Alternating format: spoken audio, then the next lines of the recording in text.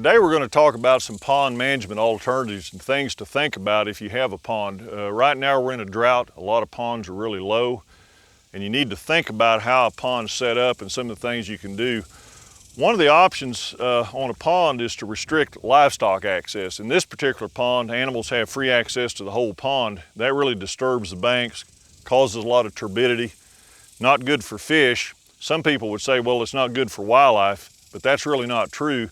Some wildlife species really like to have bare banks. For example, mourning doves. If you like to dove hunt, this is going to be a good place for doves to water. Other types of shorebirds like bare ground.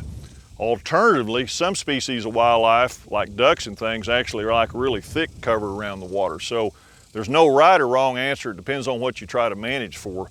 One of the options you could do would be to fence this pond out, even if you don't have a freeze-proof tank below the dam, and have an area maybe 20 or 30 feet out here where animals have access to that would create bare ground, but the rest of the bank would be fully vegetated. So that's something you can think about. Now, how about cattle in here? Well, cattle can have a problem in here. Small calves can get stuck in the mud if there's a lot of silt. There's some disease issues as the pond gets lower and lower and the water gets concentrated.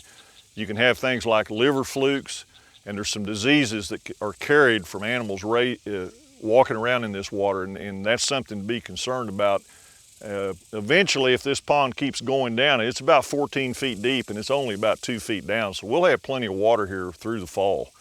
If it's a real shallow pond and you run out of water, that's a real problem. If you don't have rural water or something to hook up to a well, you're either going to have to move cattle.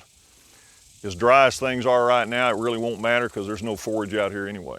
If you need help with your pond, a great resource is through the U.S. Department of Agriculture, Natural Resources Conservation Service. There's an office in each county. They have engineers and people that can come out and help you with your pond. If it needs some engineering work, some new layouts, construction, they have all that information and ability to come out to your pond and help you decide what you need to do and how to do it.